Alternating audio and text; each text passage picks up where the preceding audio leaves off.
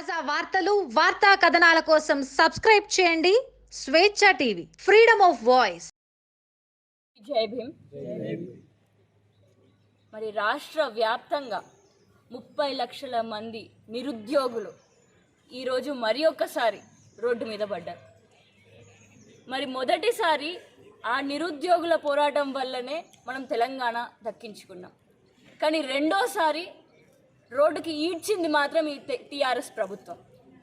మరి ఈ బీఆర్ఎస్ ప్రభుత్వం చేస్తున్న స్కాములు మొత్తం అసలు పేపర్ లీకులు కానివ్వండి, లిక్కర్ స్కాములు కానివ్వండి, లిఫ్ట్ ఇరిగేషన్ ప్రాజెక్టులలో దందాలు కానివ్వండి, ఇవన్నీ కూడా చూస్తుంటే మన తెలంగాణని మొత్తం కూడా అమ్మేస్తున్నారు.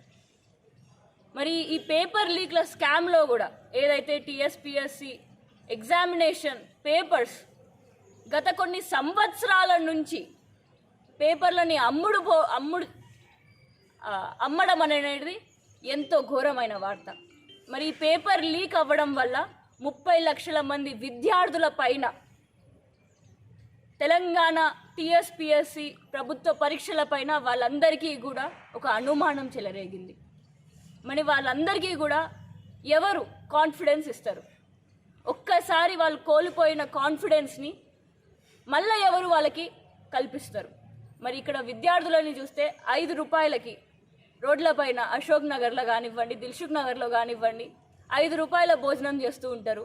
ఇంటి నుంచి దూరంగా ఉండి పండుగలకి వెళ్ళి వచ్చే అంత స్తోమత కూడా లేక వాళ్ళు ఇంటి నుంచి దూరంగానే ఉండి, కొంతమంది పిల్లలు ఉన్నా కూడా, కొంతమందికి పెళ్ళైనా కూడా వాళ్ళ భార్యలని, భర్తలని, వాళ్ళ తల్లిదండ్రులకి దూరంగా ఉంటూ, చిన్న చిన్న బిడ్డలకి కూడా దూరంగా ఉంటూ, మరి కేవలం ఒక ప్రభుత్వ ఉద్యోగం తెచ్చుకోవడానికి ఇన్ని రోజులు శ్రమపడ్డారు.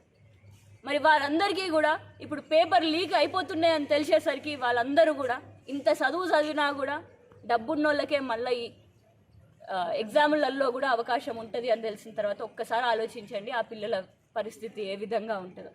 మరి ఇలాంటి నిరుద్యోగులు మళ్ళీ ఇంకొకసారి ఎగ్జామ్ నోటిఫికేషన్ రిలీజ్ అయింది, మళ్ళీ ఎగ్జామ్ రాయాలన్నా కూడా వాళ్ళందరికీ కూడా నిరాశ అవుతున్నారు.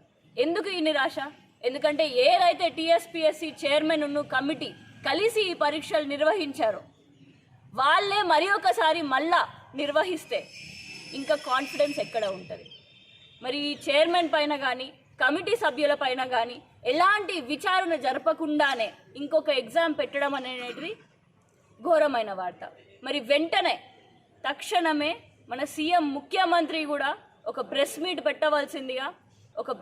పెట్టవలసిందిగా ఇన్వెస్టిగేషన్, సిబిఐ ఎంక్వైరీ కూడా ఈ టీఎస్పీఎస్సీ పేపర్ లీక్ల పైన చేయవలసిందిగా డిమాండ్ చేస్తూ, అదేవిధంగా టీఎస్పీఎస్సీ కమిటీ సభ్యుల్లో కూడా కేసీఆర్ గారి కుటుంబానికి సంబంధించిన వ్యక్తులే ఉన్నారు అని చెప్పేసి తెలుస్తుంది.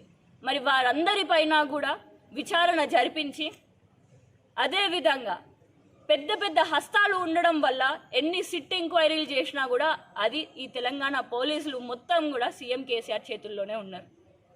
మరి సీఎం చెప్పినట్టుగానే వీళ్ళందరూ నడుచుకుంటారు. మరి ఇప్పుడు మనకు కావాల్సింది సిబిఐ ఎంక్వైరీలు, హైకోర్టు సిట్టింగ్ జడ్జిల ఎంక్వైరీలు మాత్రమే ఇక్కడ జరిగితే మాత్రమే మాకు సత్యం అనేది బయటకు వస్తుంది. మరి ఆ సత్యాన్ని బయటకు రావడానికి ఎన్నో రోజుల నుంచి డాక్టర్ ఆర్ఎస్ ప్రవీణ్ కుమార్ గారు ఆమరణ నిరాహార దీక్ష మొదలు పెట్టడం వల్లనే ఆ రోజు టీఎస్పీఎస్సీ ప్రిలిమ్స్ పేపర్ని కూడా రద్దు చేయడం జరిగింది. దానితో పాటు ఇంకా 15 ఎగ్జామ్ పేపర్లు కూడా రద్దు చేయడం జరిగింది.